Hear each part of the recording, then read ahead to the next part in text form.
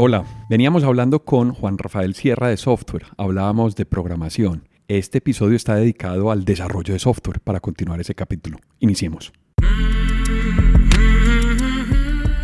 Vivimos en una época de transformación, rodeados de información y tecnología. Prepárese para aprovechar el uso de las herramientas que ofrece Internet, la tecnología y las comunicaciones.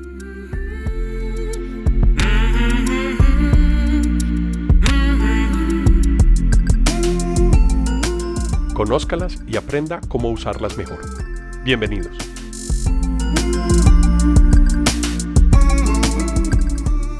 Bueno, Ricardo, Juan Rafael, habíamos dejado el episodio pasado cerrando en una lista de lenguajes de programación, en una definición de lo que era programas de alto nivel, y hacía una pregunta sobre el modelo de programación orientado a objetos que nos permite empezar a entrar como en unos cambios que para mí son importantísimos en el desarrollo y que explican un poquito la evolución de los modelos y los métodos de desarrollo. Bienvenidos a Transformación Digital y gracias por estar otra vez aquí en este episodio, Juan. Muchas gracias por invitarme y sí, listo, continuemos con nuestro tema de desarrollo de software. Ricardo, también bienvenido. Muchas gracias. Alejo, yo creo que ya en esto no me vas a dar la bienvenida. Ya Ricardo es de la casa, pues más o menos. Ya me estoy volviendo de la casa. Bueno, voy a iniciar yo con algo que en el podcast pasado mencioné, y es que para mí es clara la diferencia, por lo menos desde mi punto de vista, entre programación y desarrollo. Para mí programación se refiere más al hecho de programar, de generar código, de escribir código y a eso pues poner a funcionar algo que se está haciendo con eso. Pero la palabra desarrollo para mí implica muchas cosas más, entre ellas la programación. Ya cuando la aplicación de los computadores, gracias a la transformación digital, permeó tanto en todo tipo de industrias, pues si a mí me dicen que hay que desarrollar una aplicación o que hay que sistematizar algo como la nómina, para mí eso ya es un proyecto que es un desarrollo, porque implica pues una planeación, una estructuración, definir qué lenguaje van a utilizar, qué arquitectura, no sé qué, y entonces la programación en sí es uno de sus componentes. Pero ese tema de planear un desarrollo, un proyecto que lo llamo el desarrollo de algo, se ha vuelto algo más complejo, necesita más especialistas. Juan Rafael en el episodio anterior mencionaba que se han hecho muchos esfuerzos para no dejar que eso se vuelva una cantidad de pasos y muchos especialistas, sino que se vuelva más simple, pero no es bueno que hablemos no solamente un poquito de la historia, sino del estado de esto hoy, cómo se está haciendo. Yo también quiero plantear un punto de inicio, si de pronto me lo permiten, y es que generalmente las compañías ya pueden estar utilizando software genérico, es decir, una compañía, una oficina puede utilizar el Office o una herramienta productiva como la de Google, la suite de Google, pero a veces es necesario desarrollar o especificar una automatización, una tarea, o personalizar algún programa o automatizar un proceso. Entonces yo creo que ahí es pertinente, y la primera pregunta como para que iniciemos el tema es ¿cuándo es necesario o cuándo crees tú que es necesario, Juan, que una compañía deba meterse en un proyecto de desarrollo? Oye, dejamos abiertos como 10 temas en la introducción, en la sola introducción. Pero bueno, vamos a empezar a diferenciar las cosas porque hay mucho que se mezcla dentro de las cosas en resolver una problemática. Lo primero que a nivel personal lo tuve es la informática es un medio para y no es el fin. Y a veces confundimos esas dos, y sobre todo muchas áreas de tecnología, como su visión es la tecnología, son muy buenos en tecnología, y como decía un gerente mío hace muchos años, hacía todo tan bueno que generaba todo menos plata. O sea que el medio se convierte en el fin. Exacto, es lo que estás queriendo decir. Exacto. Entonces, no, la tecnología y todo lo de desarrollo, software, todas las cosas deben ser un medio para que los negocios obviamente funcionen. Una herramienta. Una herramienta. Deben ser una herramienta y así deben ser mirados y así deben ser concebidos. Ahora, en el mundo empresarial, una de las cosas que más ha pasado, y cuando hablábamos de la ingeniería de sistemas, es el área del proceso empresarial y el proceso de la tecnología se han juntado muchísimo. Y eso es lo que buscan las metodologías ágiles al interior de una empresa. Esto pasa por la transformación digital, como dice Ricardo. En la porque transformación digital. ya no concebimos un proceso que esté desconectado de la tecnología. Ni la comunicación, ni la producción, ni la contabilidad, nada. Nada y de parece hecho, estar... dentro de las mismas herramientas estándar que tenemos hoy en el Office, en la suite de Google, la suite de Google, la suite de IBM, Free Office. Free Office, en todos esos ya hay elementos que permiten automatizar procesos al interior de la misma herramienta sin necesidad de utilizar lenguajes o programas específicos. Pues están los macros en Excel, los macros en Word, los macros, toda la programación que tiene Google al interior de su suite, que es completamente abierta. Y que es completamente abierta y gratis, pues o sea, en el sentido de que en gran parte uno lo puede utilizar sin ningún costo. Y hay un concepto de programación empresarial muy fuerte que es muy bonito en su filosofía, lo han intentado implementar en muchas compañías, pero no ha funcionado como lo dice la filosofía, que es todo el concepto de BPM, que es el Business Process Management, que son herramientas que me permiten controlar un proceso al interior empresarial sin necesidad de yo llegar a hacer un código de programación específico. Son herramientas gráficas que permiten, de hecho uno de los mayores de estos sistemas a nivel mundial es Visagi, que fue generado en Colombia. Exacto.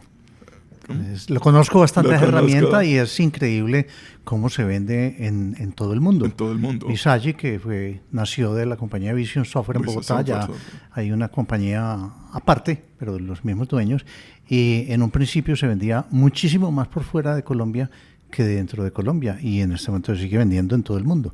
Y es un BPM. Es un BPM. Que es tratando de que la gente pueda sistematizar flujos sin necesidad de conocer programación. Sin necesidad de conocer programación. Entonces, fíjate de que ya tenemos, de que desde el punto de vista empresarial, ya no hay una gran diferencia, porque muchas veces ni siquiera sabemos con qué se está dando solución a la problemática de mi proceso, porque podemos utilizar herramientas al interior, pues incluso tenemos el término del ERP Excel, ¿sí? Y es que en Excel se hace todo. Sí, hay gente que el Excel lo usa para todo. Y ahora que mencionaste que muchas veces se utilizaba esta suite o estas herramientas que vienen como un programa genérico, llamarlo así, como el Excel, pero que también se podían hacer muchas cosas en macros. Va un paso más allá, porque el Excel tiene el Visual Basic for Applications, donde yo puedo desarrollar. Lo puedes hacer todo un desarrollo.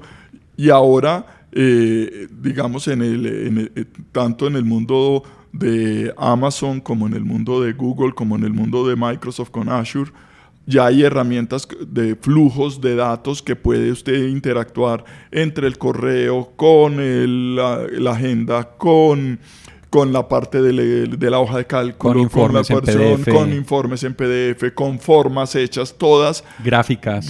Gráficas, todo hecho en forma, digamos, relativamente automática sin tener que programar.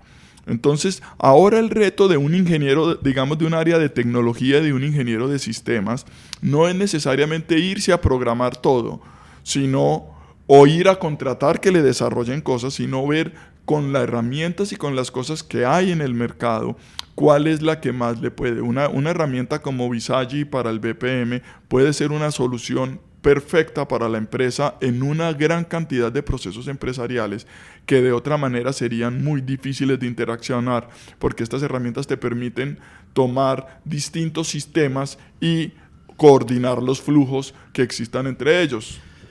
Juan Rafael, de pronto era tema del episodio pasado, pero quiero mencionar en este momento que no toda, o la tendencia que hay también de que las herramientas de desarrollo no se tengan que usar localmente, sino que la gente pueda desarrollar directamente desde las aplicaciones en la nube, desde un Visual Basic, desde una .NET, desde la nube, o sea que ya no tengo ni siquiera que instalar las herramientas en mi computador. A ver, el concepto de la nube nos está cambiando todo. Ya, voy a irnos al extremo más grande. Les dije que vengo del mundo de los videojuegos. ¿Ya?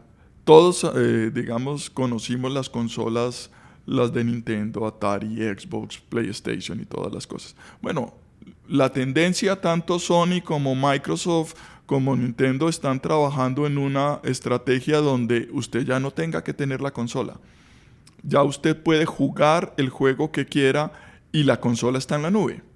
Y entonces usted lo único que necesita es un buen canal de internet y un dispositivo el control. Sí. Y no más. Y el televisor. Se conecta a un televisor. No, y hay juegos que ya operan en un móvil, en un celular, y juegos muy elaborados. Sí, pero es que este concepto es distinto. Es porque en los juegos del celular todavía el procesamiento lo tiene el celular. Entonces, si usted tiene un celular bajito, el juego no se comporta tan bien como si usted tiene un celular grande. Esto es jugar en la nube. Esto es jugar en la nube. Usted lo único que tiene en su pantalla es la imagen que se generó en la nube. O sea, todo el render, todo el análisis del juego, todas las cosas se hace 100% en la nube. O sea, uno no tiene sino la entrada y la salida. La entrada y la salida, todo el proceso está en la nube. Por eso lo traigo como ejemplo a lo que me dijiste. De que si ya se puede llevar un juego completo con gráficas 3D, con todo, donde yo no tengo que tener nada de procesamiento acá, pues llevar un lenguaje de programación, llevar cualquier cosa es relativamente fácil. De hecho, tanto en el mundo de Google, usted ya puede programar Kotlin totalmente en la nube, o sea, todo el ambiente totalmente en la nube. Usted no tiene que tener un programa serverless, de desarrollo. Es decir, es serverless. Yo puedo ejecutar el código inclusive con los servidores de Google. Allá, todo allá, y no tengo que tener aquí más que una pantalla que me muestre lo que estoy haciendo. Cuando empieza a haber ese nivel de explosión de la nube y esa cantidad de opciones, volvamos al tema de personalización, y ya una compañía empieza a evaluar que el nivel de automatización es tan específico que necesita desarrollar algo, ¿cómo debería una compañía enfrentar esa iniciativa? ¿Qué pasos debe seguir? ¿Qué pasos debe contratar afuera? ¿Qué debe quedar adentro? Inclusive de las mismas herramientas salen posibilidades como por ejemplo la de trabajar en equipo. Cómo programadores pueden empezar a generar código de manera colaborativa sin que uno le pise el terreno al otro. Entonces, ¿qué debería empezar a pensar una compañía para meterse en un proyecto de desarrollo? A ver, mi respuesta ahí es, la compañía no se debería poner a pensar en cómo se va a desarrollar. Ahora en la introducción hablabas de la parte de programación orientada a objetos, y en el post anterior te decía de que no es más que una forma de tener, digamos, el cómo organizo yo la información. Digamos, ahora hay muchos otros tipos de conceptos que están evolucionando, programación basada en eventos, programación basada en aspectos, programación basada en tópicos, programación basada... O sea, hay una cantidad de cosas y todos cuando salen dicen ser la solución. Obviamente todos seguimos ya trabajando, el concepto de objeto ha quedado muy claro, digamos... Prácticamente todo se maneja de que yo muevo esos objetos al interior de un programa y el objeto es en sí no solamente el dato, sino también el código.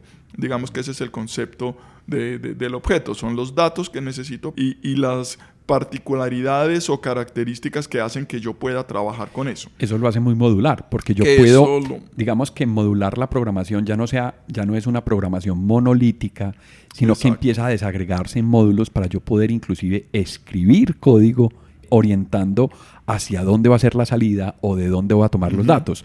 Pongo un ejemplo. Si yo necesito un dato de una consulta de una base de datos para hacer una operación, entonces yo hago la utilización de un código de consulta de una base de datos, lo traigo a mi programa, lo meto en el programa, lo proceso y vuelvo y lo almaceno a la base de datos.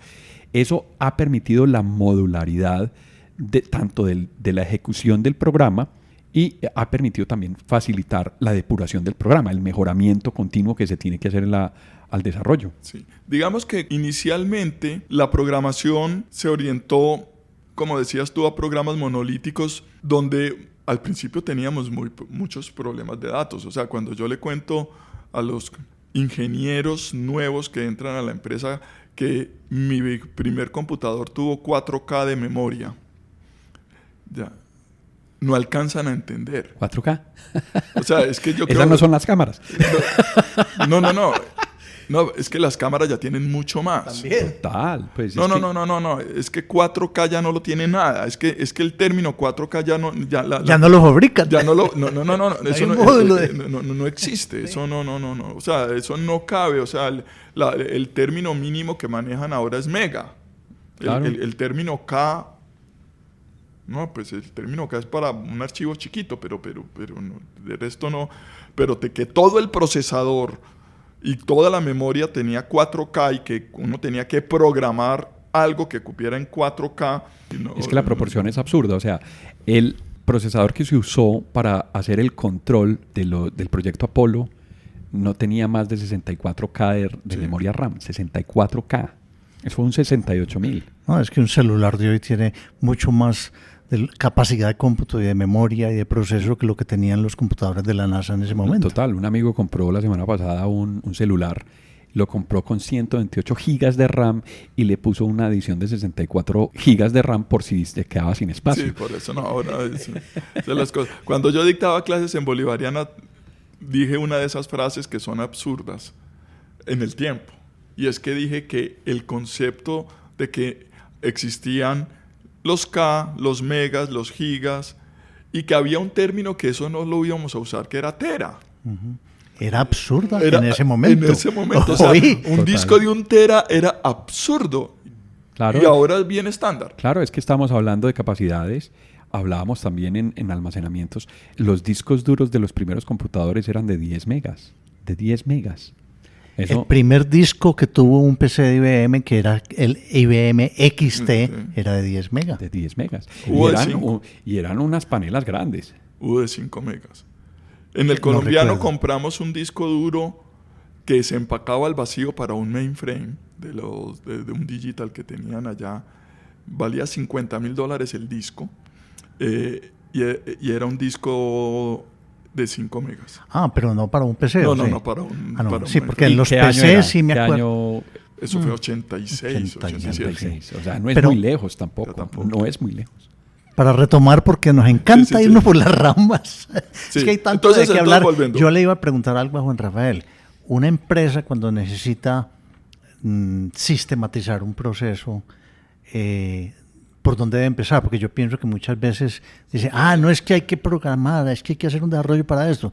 Pero yo creo que ya hay tantas aplicaciones genéricas en el mercado que se pueden adaptar fácilmente que hay que tener eso en cuenta primero, ¿no? Sí, de hecho, digamos que para mí la gran dificultad que tiene ahora la empresa es mucho más fácil cuando a usted le dicen, solo existe IBM y todo lo que tiene que hacer lo resuelve con IBM, con la programación de IBM y se acabó, porque la respuesta a los problemas es, hágalo con IBM. Pues, se hubiera reducido la investigación y desarrollo. Pero ahora hay tantas opciones para resolver el mismo problema, que el problema es decidir por dónde arranco.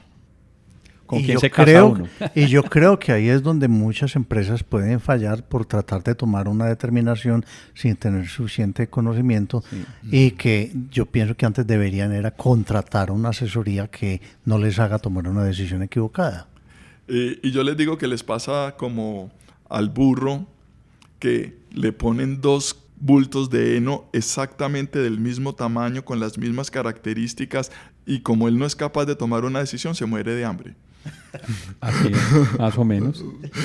Es que hay tantas opciones que a las empresas hay que recomendarles que primero miren qué hay en el mercado antes de ponerse en o pensar en un desarrollo interno. Yo voy inclusive más atrás. Hay problemas de la empresa que se plantean una solución sin ni siquiera ir a fondo al análisis de la necesidad. Es decir, espera, hagamos un alto. Si necesitamos tanto eso, o la solución es por otro lado. Mira, si tú te pones a ver los sistemas, digamos, ERPs tradicionales, ya han ido evolucionando y uno lo veía. A mí me tocó hacer una contabilidad en COBOL.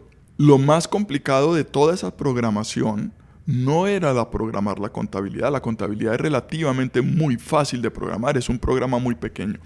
Lo complicado es que cada empresa te pide los reportes de 10.000 formas distintas. Y entonces tú entras a la opción de reportes de cualquier programa de esos y las opciones más largas es reportes y reportes y reportes y reportes y reportes.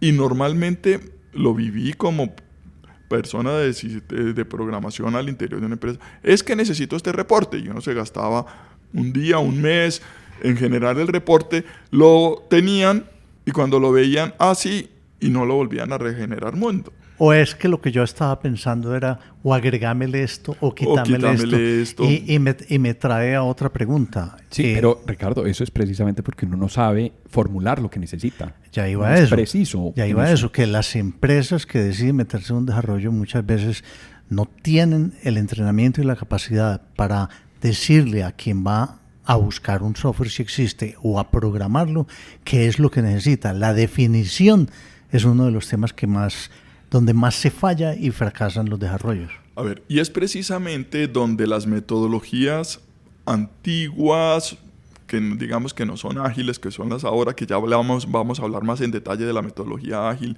que es lo que busca, las metodologías como el Rational Rose, que son muy bonitas desde el punto de vista teórico, pero que tienen el problema y es que yo tengo que documentar mucho, y lo que pasó en la realidad es que las personas, al igual que en la vida personal, uno sabe qué quiere, pero no lo que necesita. ¿Qué es lo que pasa? Iban los diseñadores, los tomadores de requisitos, estas personas que teóricamente es la que iban a ver la necesidad. A entender la necesidad para modelarla. Y lo que hacían era, y eso era lo que se decía que había que hacer, uno iba a hablar con el usuario, a ver qué hacía el usuario. Entonces el usuario le decía, no, es que a mí me llegan estas cartas, yo cojo estas cartas, las leo, tomo este dato, la paso para este otro lado y tal cosa. Entonces le escribía, le llegan cartas, las toma para este otro lado, las toma este dato, tal cosa. Y luego cojo con este dato, saco un listado de estos datos, lo sumo y se lo paso a tal otra persona. Con esa información, los de requisitos, muchas veces lo que yo digo es que lo que hacían era automatizar la ineficiencia. Claro. Porque lo que preguntaban era qué hacía y no qué necesitaba. ¿Por qué lo hacía? Sería la mejor manera de hacerlo. Ni para qué lo hacía. Me tocó un caso donde en una presentación a una persona en un proceso nos dijeron: esta persona es la que garantiza la rentabilidad de la compañía. Si no fuera por esta persona, esta compañía se va a la quiebra. Y después de hacer el proceso, era el cargo que sobraba. ¿Qué es la otra cosa? Yo puedo tener unas necesidades muy claras o creer que son mis necesidades muy claras en este momento. Vamos a suponer que las digo en una forma muy clara, que la persona que me escuchó logró redactar eso y volverlo unos diagramas de casos de uso muy claros. Hizo una programación muy buena. Los programadores interpretaron esos dibujos en forma correcta e hicieron la programación en forma correcta.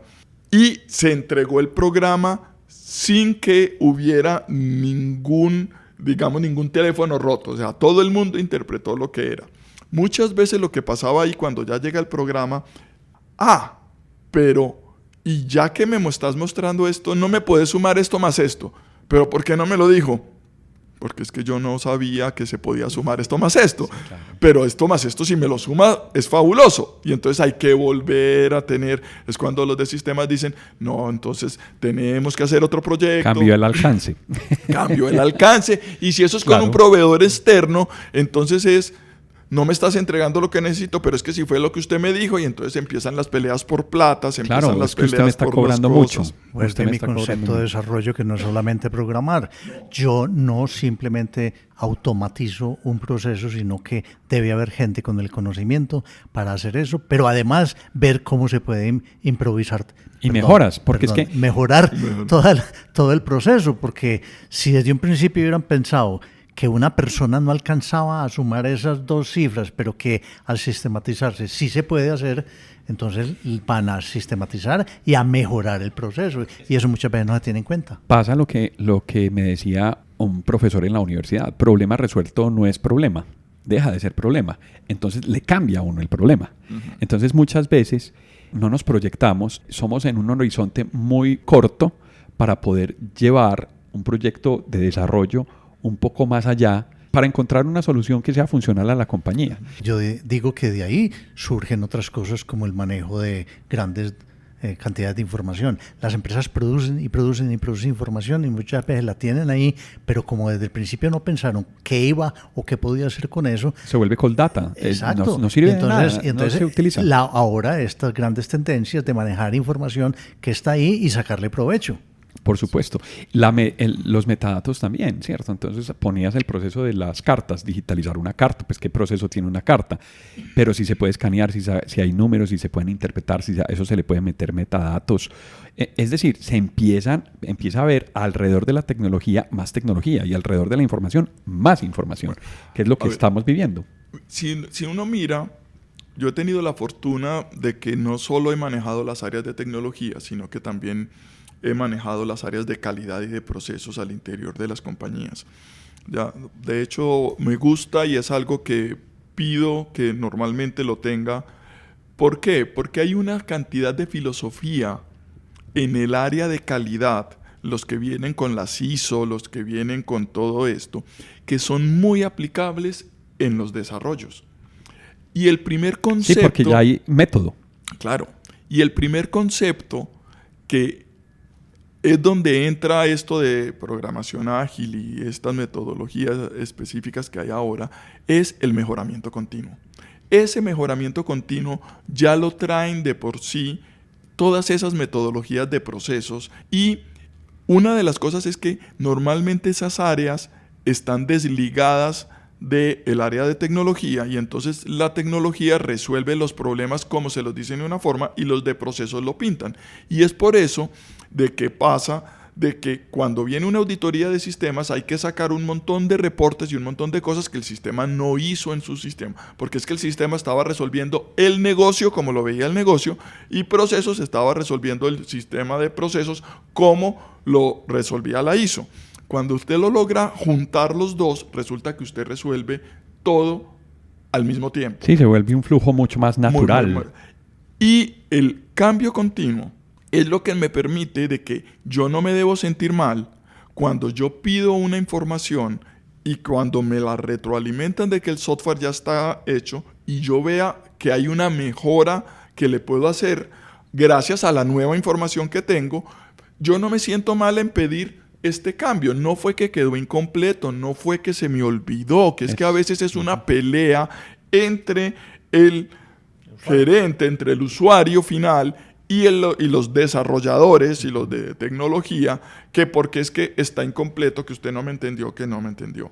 Y eso es lo que buscan esta metodología, que vamos a profundizarla un poquitito ahora, que es la metodología ágil de desarrollo, que es lo que se utiliza ahora. Bueno, ya iba para ese punto, porque es que muchas personas podrán pensar que una programación es programación y desarrollo es desarrollo y que eso ya está inventado, pero han surgido muchas alternativas o metodologías, tendencias que todas pueden tratar de facilitar todo este desarrollo, algunas orientadas a ciertas aplicaciones, otras a otras. No sé qué tan difícil es decir yo voy a escoger esta metodología o qué tipos de metodología existen, pero bueno, esa es tu especialidad, Juan Rafael. Aquí nos puede pasar de que lo que digamos, lo bueno ahora es esto, dentro de 10 años nos digan, sí, estos sí eran muchos brutos. Esto es transitorio. Esto es Lo que se habla aquí es Ni transitorio. 10 años. Es transitorio. Esto puede quedar obsoleto en muy poco tiempo. Listo. A ver, pero más que irnos para decir si la metodología es Scrum o la metodología es la que utiliza Google o la que utiliza Microsoft, lo más importante que me parece que tienen todas las metodologías ahora es acortar los tiempos que hay en el seguimiento de las cosas. Es decir, no esperar a un desarrollo muy completo hasta el final. ¿Para qué? Para que los cambios que vayan ocurriendo ocurran durante el proceso de desarrollo y no tener que esperar a tener un producto terminado para decir no me funcionó. Entonces poder tener lo más temprano posible las dificultades. Eso es que se puedan empezar a probar. Que se pueda empezar a probar.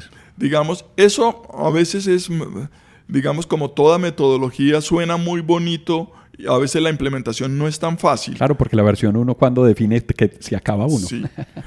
Y la idea es que no haya un fin. Es decir, la idea es que sea vivo. De hecho, por ejemplo, nosotros ya no estamos viendo unos grandes lanzamientos de sistemas operativos ni con Chromium, ni con Microsoft, ni con las cosas, sino ellos sacaron la versión 10, pero cada 2 meses nos están actualizando.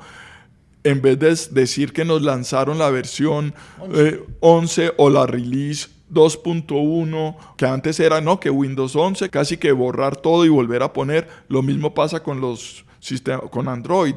Sí, tu celular se va actualizando todos los meses y continuamente, que es lo que se llama la mejora continua en procesos. Ahora existe el concepto de desarrollo continuo. Muchas empresas entienden que hay un principio y hay un fin, y eso es un riesgo súper grande porque los proyectos quedan incompletos o se mueren. Porque no están bien enfocados o no están bien alineados. Y resulta que si yo tengo una compañía basada en tecnología, que son muchas, hoy casi ninguna queda por fuera, pues si yo no evoluciono con la tecnología, pues mi negocio va a morir. Ahí lo que uno se está jugando es también la supervivencia del negocio. Sí.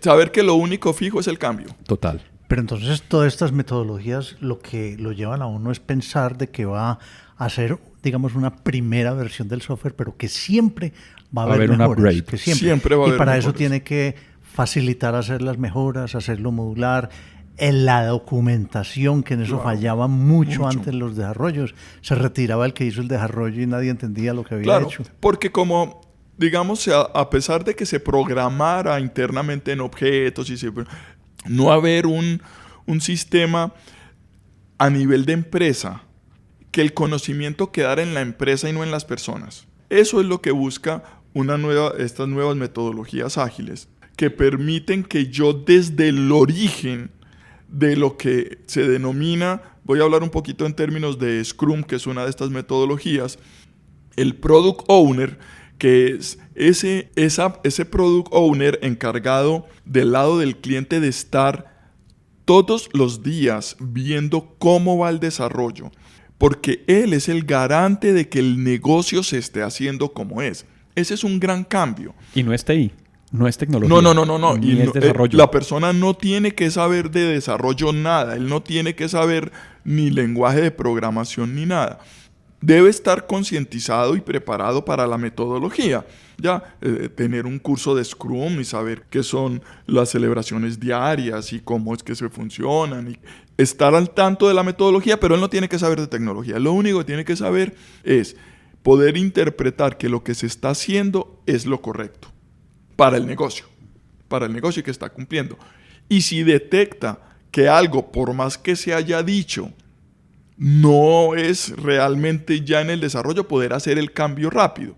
Y entonces por eso hay los conceptos que se llaman sprint, que es que hay que hacer las cosas con periodos muy cortos de verificación, 1 semana, 15 días. Con cortes. Con cortes muy rápidos. Y muy claros. Muy rápidos. Y yo cada 15 días debo saber qué entrego. Ojalá algo que genere algo de valor. O sea, hitos, que sean hitos. Hitos. Y hay herramientas para controlar Y eso. hay herramientas muy buenas ahora para controlar eso. Hay muy buenas herramientas que controlan ese desarrollo. Muchas de esas herramientas son orientadas a proyectos también, porque en realidad Claro, lo que es se que está corriendo controlando es un proyecto. Exacto. Es un proyecto. Es casi que un project management orientado a desarrollo. Es un project management orientado a desarrollo. Sí, desafortunadamente, como el desarrollo es continuo, muchas personas, digamos, muchas empresas todavía manejan el concepto de querer hacer un cronograma muy exacto desde el principio. Y resulta que en desarrollo, sobre todo cuando uno se mete en desarrollos, puede que comprar una herramienta tenga unas cosas, pero en un desarrollo, el nivel de incertidumbre al comienzo del proyecto es demasiado elaborado. Y es muy difícil de minimizar. Es muy difícil. Es decir, la única forma de minimizarlo es gastarse mucho tiempo tratando de documentar todo hacia el futuro. Que se vuelve ineficiente también. Se vuelve ineficiente. Entonces no puedes arrancar a hacer el proyecto hasta que no tengas. Y lo he vivido. Es decir, en las compañías donde he estado he vivido los dos modelos. Bueno, he vivido todos los modelos que han aparecido. Modelos donde estuvimos 6, 8 meses en planeación, después un tiempo en programación y no funcionó. Modelos en donde estuvimos haciéndolos sin planeación y ahora con metodologías ágiles también. A ver, les contaba ahora fuera de micrófono que una de las cosas que veo en tecnología es que uno aprende a vivir con la frustración. Voy a poner un caso no en desarrollo. Nadie ha dicho todas las maravillas que hicieron en Hidroituango. Solo nos vemos la falla. Y eso es a lo que vivimos los ingenieros. Podemos hacer 10.000 módulos. Se ve lo malo. Y el que falló es por el que nos miden. Y así tiene que ser. O sea, yo no estoy diciendo que eso... No, es que... No, yo le digo a mis programadores, mire, esto no es la universidad. Aquí 4,8 es malo. Aquí quedar en 4,99 falló el proyecto. Aquí es o 5 o perdió. Sí, claro. ¿Listo? Así es. Y así es la vida y así tiene que ser. O sea, no... Sí, por más de que uno diga, ay, tanto desgaste y fallamos en esta bobadita, sí, falló. Ya has hablado de metodologías. Esas metodologías implican entonces que mucha gente participe en los proyectos hoy en día. Sí. Porque antes hablábamos que los desarrolladores estaban por allá en un cuarto y les llegaban unos requerimientos. Sí, y era magia. Ya ahora... Casi que los metían por debajo de la puerta. Claro, sí. Y el que habría tenido una bata blanca, pues más o menos. Sí. Pero hoy el gerente tiene que estar al tanto, el product owner tiene que estar al tanto, los clientes tienen que estar retroalimentando el proceso. Ve, cámbiame esto, no me puedes hacer esto más rápido, porque hay solicitudes tanto internas como externas. Hay que llevarlo a todo el camino y deben estar muy involucrados durante todo el proceso. Los desarrolladores tienen un cliente que es el usuario final, y el usuario final puede ser interno o externo. Entonces, hay que manejar esto en un equipo. Estas metodologías también permiten manejar equipos de trabajo. Pasemos un poquito a la infraestructura que tenemos para poder articular todo eso. Es decir, si yo tengo 10 desarrolladores escribiendo un programa, ¿cómo empiezo a unirlos y cómo funciona eso detrás, Juan? En eso, pues, casi que cada empresa, cada cosa empieza a tener su propio sabor de cómo hacerlo real. Pero básicamente, digamos, con la metodología actual de la metodología ágil, el Scrum, que es la que más está en este momento, lo que se basa es que yo lo que tengo es un representante del negocio, que es el Product Owner, que es el garante de que el negocio se esté trabajando. Y el vocero de las necesidades. Y es el vocero de las necesidades y es el que se tiene que tener. Tengo lo que se denomina un Scrum Master, que es el equivalente al Project Manager en PMBOK. En PMP. En PMP. El Scrum Master, que lo que se encarga es de si hay restricciones o problemas que aparezcan al interior del equipo de desarrollo, él con el Product Owner los puedan resolver rápidamente. Es decir, si apareció una duda, si apareció una cosa que se creía que era fácil pero se va a volver más complicada, que él limite, que es que como decías ahora, es que estamos haciendo una aplicación móvil, pues necesitamos tener un montón de móviles para poder hacer las pruebas. Entonces no sirve solamente uno, sino que hay que conseguir más. Entonces que se encargue de que toda esa logística esté bien. Luego están, digamos, los arquitectos que están concibiendo cómo los distintos elementos, porque es que antes era muy fácil, cuando uno trabajaba en un modelo monolítico como el que decías en COBOL, pues usted hacía el programa de COBOL que tenía su base de datos internamente, o en DBase, que fue muy famoso en alguna época. Para localizar a los oyentes, un programa monolítico tiene un principio y un fin, ¿cierto? Sí. Entonces es una secuencia de instrucciones que se van ejecutando. Y los datos estaban involucrados casi dentro del mismo código. Entonces el manejo de los datos. El manejo de los datos era dentro del mismo código. Eso vuelve un bloque de información gigante y por eso se llama monolítico. Después se pasó a un modelo que se llamó cliente-servidor, donde había un servidor que normalmente tenía lo que eran los datos y las cosas, y unos clientes que tenían las pantallas y tenían las cosas. Entonces se hacían, digamos, como dos programas. Después se pasó a la metodología de three-tier, de manejo por capas, donde uno tenía que la capa del usuario, que la capa del negocio y la capa de los datos. Ahora ya eso se dispersó todavía más, y digamos que ahora hay dos, la de basada en aspectos o la de basada en dominios. Anteriormente el recurso de los datos era muy escaso, como lo que decíamos, los discos duros eran pequeños, lentos y pesados. Ahora eso ya no es un problema. Yo ya puedo distribuir mucho más la información en muchos sistemas más pequeños, pero que me permita hacer cambios más rápidos. De hecho, ya no se habla de servicios, sino de microservicios. Este programa se encarga solamente de manejar la parte de liquidación de la nómina. En microservicios esa sería como en una casa el ladrillo, el ladrillito, que va construyendo el muro. Entonces yo tengo un microservicio y pongo otro microservicio y otro microservicio, y lo que está haciendo es que estoy construyendo Solo una que aplicación. En la casa normalmente los pegamos. Aquí es más un Lego, que yo los puedo despegar y cambiar por otro. Y si yo quiero aquí una ventana, pues yo simplemente quito Legos oscuros y pongo un Lego de ventana. Eso necesita una arquitectura, porque claro, lo que tú decías ya es un Lego. Ya es un Lego que ya tiene que tener un montón de piezas.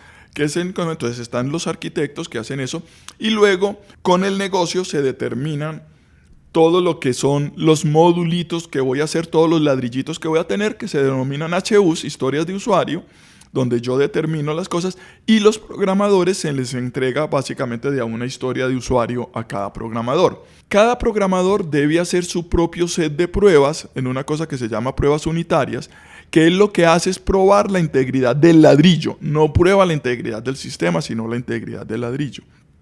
Y más o menos se debe tener una persona de pruebas por cada 4 desarrolladores que empiece a probar integralidad, digamos, de la pared o del sistema en su totalidad. Ahí se ve la integración del equipo. Entonces yo ya puedo asignar parte de código a gente. Entonces yo puedo, como en un sistema constructivo, que eso está muy estudiado desde hace mucho tiempo. Eso. Entonces, vea, para cuando usted tiene el piso y después usted vea que usted va a revocar, y para cuando termina, para yo llamar al pintor a que resane y pinte. Ya todo el equipo se empieza a articular en un proyecto completo, que sería la metodología. Que sería la metodología que estamos viendo. Sí. Y la metodología se completa simplemente con un desarrollo. ¿Qué es lo que pasa? Ahora decías que ya prácticamente no hay empresa que no sea basado en tecnología, y ha llevado a que ya las tecnologías queremos que sea muy precisa para la empresa, lo que ha llevado a que todas las empresas estén haciendo mucho desarrollo. Y como estas metodologías están implicando muchos desarrolladores, venimos al problema de que local o mundial, de que ya estamos con escasez de programadores. Y como decíamos ahora, el programador no se hace, es muy difícil que una persona, simplemente por el hecho de que estudie, se vuelva un excelente programador. Entonces se vuelven un poquitico escasos, y es la escasez que estamos teniendo en este momento en la ciudad. Y de hecho, la subida del dólar es un beneficio muy bueno para los programadores, porque las empresas de afuera están contratando, claro. Pues están Globant, están Más Global, empresas que se están con 100, 200, 300 programadores, compitiendo con las empresas tradicionales de programación en Antioquia, que también están requiriendo muchas cosas, y las empresas están también requiriendo programadores, lo cual está haciendo que haya una guerra en este momento por los buenos programadores. ¿Y qué se está haciendo para aliviar, al menos temporalmente o progresivamente, esa escasez de programadores? Todos estamos en la misma. Estamos tratando de encontrar al programador incluso casi que desde el colegio. Haciéndole un seguimiento muy temprano. Haciendo un seguimiento temprano a los programadores, recibir mucha gente y estar mirando quién es el que se sirve, pero más bien es coger personas desde tecnología, como les digo, incluso sé de empresas que están haciendo el seguimiento desde el colegio para tener a las personas. Apoyando a los colegios a que creen semilleros. A que creen semilleros de programación en todas las empresas de desarrollo y llegar a tener escuelas al interior que lo metan dentro de la metodología o dentro de los sabores específicos de la metodología al interior de la empresa y poder traer 20 personas de las cuales poder sacar 5 ya que se queden al interior de la empresa. Y ya al interior de la empresa con planes de retención, porque digamos, como todo en el mundo de oferta y demanda, cuando la oferta está escasa, pues se vuelven y entonces se vuelven... El precio sube y ahora con una complicación adicional y es que los que están saliendo son millennials y entonces ya ni siquiera es el precio el factor determinante. No, y espere que vienen los centennials. Sí, que son peores. Porque ya incluso... Temas como que tengo que tener videojuegos, tengo que poder trabajar desde mi casa. Yo sé de muchas compañías que los desarrolladores solo van 1 o 2 veces a la semana a la empresa, no lo exigen. Sé de desarrolladores que se han ido de compañías simplemente que porque aquí no me dejan trabajar desde la casa. O no me dejan trabajar de noche. Tengo que cumplir un horario pues de día y no les gusta. No les gusta. El mundo está cambiando mucho y yo creo que ahí la academia tiene que hacer un ejercicio también para adaptar los procesos de formación. ¿Cómo ves, Juan, la academia, las universidades, qué cambios deberían hacer en ese rol? Porque una cosa es la vida académica y la vida de estudiante y otra cosa, como tú decías ahorita, en las calificaciones aquí no se permite un 3,8. Tiene que ser un 5, porque si no el producto final, el entregable, no cumple con lo que se requirió. Mira, las universidades quieren hacer, digamos, ese tipo de cambios. Es realmente complicado para la universidad metodológicamente cambiar. Yo les he dicho a las universidades, algunas veces hablando con rectores de universidades, diciéndoles, hey, si ustedes cambian el diploma, se les resuelve un problema. Porque es que ustedes en el diploma dice, él cursó y aprobó. Cambien y digan, él tuvo la oportunidad de aprender. Sí, ya, y no lo garanticen, porque es que y más bien denle la oportunidad a las personas de que se cambien. Muchas universidades han hecho grandes cambios y están haciendo cambios para que las personas casi que se autoprogramen y ellos simplemente es volverse unos facilitadores y unos validadores de unos requisitos mínimos de conocimiento para que funcione. Pero sí, yo tengo casos, por ejemplo, que a nivel de doctorado, buscar a alguien que desarrolle una idea es muy complicado. Tiene que hacer el mismo estudiante el que se meta a programar inclusive su solución cuando es un modelo matemático, cuando es un modelo gráfico, cuando necesitan herramientas de sistematización. Entonces yo creo que esto está cambiando, hay que reaccionar, las empresas tienen que reaccionar, los programadores tenemos que reaccionar, los usuarios tenemos que reaccionar y las universidades también, porque si no nos vamos a quedar completamente desenganchados del mundo real, la vida real. Una quizás de las últimas preguntas para Juan Rafael.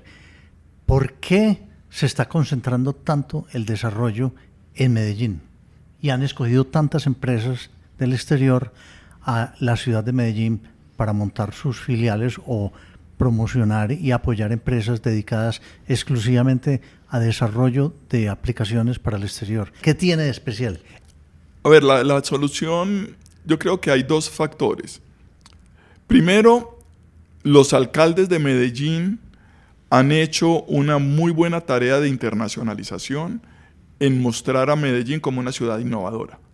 Ya lo han hecho varios alcaldes y entonces eso ha hecho de que afuera sepan quién es Medellín. Ahora, eso por sí solo no está. Si usted vende una cosa muy bonita y viene acá y si a usted le dicen, este es el mejor restaurante, usted va una vez y si no le sirven buena comida, pues se va. Y no vuelve. ¿No es cierto? Entonces, digamos, lo primero era hacernos visible. Los alcaldes de esta ciudad, los últimos alcaldes, han hecho un esfuerzo muy grande por quitarnos el estigma. Entonces, a nivel internacional... Ruta N es un ejemplo, Ruta N una iniciativa. es una iniciativa. O sea, todo esto, premios de internacionalización, todas estas los cosas. Clústeres que están los clústeres que están y, haciendo Cámara de Comercio. O sea, trabajos muy importantes para mostrarnos. Nosotros somos buenos en esto. El otro lado es que hemos respondido. Que tenemos que ser buenos. Que tenemos en buenos. O sea, hemos respondido. Hemos históricamente sido innovadores, hemos sido buenos trabajadores, que nos gusta el trabajo, que nos gusta esforzarnos. Y los programadores no somos ajenos a ese temperamento. Un programador contento, como les digo, no le importa la plata, no le importa el tiempo. Y él se siente recompensado por un trabajo bien hecho. Ahí se queda. Ya sea económicamente, en tiempo, cualquier tipo de compensación. Pero sobre todo valorado en su trabajo. Y que sea retador ese trabajo. Un programador que le pongan a hacer suma de 1 más 1 todo el tiempo, le pueden pagar oro y se va. Claro, completamente de acuerdo. Y para algunas personas el programar se vuelve un vicio. Un vicio, ¿no? Tienen que vivir en eso. Total. No, es que eso es fascinante. A mí finalmente quería decir que me preocupa es qué tanto estamos haciendo o pudiendo hacer para suplir algo esa escasez de desarrolladores, porque mientras se sigan ofreciendo programas de ingeniería de sistemas de 4 años, los jóvenes y al que le gustó y tiene la habilidad para programar, no se va a meter 4 años de una ingeniería sabiendo que puede ser más productivo o más rápidamente autosostenible si se dedica a desarrollo. Para mí ese es un problema de las universidades. De hecho, lo sé porque conozco pues a muchas empresas, el título no importa. A ninguna de las empresas. O sea, sí, hay ingenieros mecánicos desarrollando, hay ingenieros electrónicos desarrollando, hay ingenieros de producción desarrollando. Pues yo aquí tengo personas que todavía ni tienen título, ni están estudiando y ya son arquitectos. Pero han demostrado el gusto y la capacidad por hacer ese tipo de trabajo. Por eso o sea, el proceso de selección se vuelve muy distinto. Es muy distinto, es muy distinto y se vuelve complejo por eso. O sea, ahora muchas personas. Aquí un desarrollador que nos quitaron una de estas empresas no tiene título de nada y se lo llevaron por un salario casi de 17 millones de pesos mensuales. O sea, es un tipo, es un programador y empezó a hacerlo y empezó a estudiar y cuando estaba aquí que trataba de estudiar y nunca terminó porque siempre prefería trabajar y trabajar. El vicio. Sí, el vicio de programar. Sí. Bueno, yo creo que esto ha sido una presentación sobre desarrollo de software buenísima. Juan, muchas gracias por estar en Transformación Digital. Yo creo que a Juan hay que volverlo a invitar, pues porque este tipo de conversaciones son muy chéveres. Y Ricardo, muchas gracias por ayudarnos a entender un poquito más y por ayudarnos en esa línea histórica también de todo lo que ha venido pasando con la tecnología en este podcast de hoy sobre el software.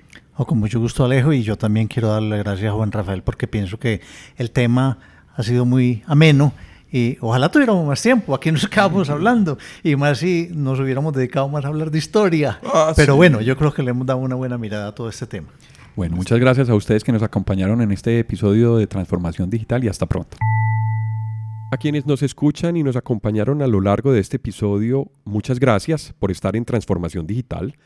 Recuerden que pueden escribirnos por correo electrónico a la dirección alejandropelaesr@gmail.com. También pueden visitar nuestra plataforma ingresando a la dirección https://apelaes.podbean.com. En la aplicación de Podbean pueden dar clic a me gusta y dejar sus comentarios. Este podcast está disponible en las plataformas de Apple Podcast, Spotify, Google Podcast, Deezer, iVoox, Stitcher, además de la aplicación de Podbean. También cuéntenos qué temas quisieran escuchar en futuros episodios. Si les gustó el tema y si quieren apoyarnos en Transformación Digital, por favor compartan este episodio con sus amigos y con las personas a quien les puede interesar estos temas. Esto fue Transformación Digital. Hasta pronto.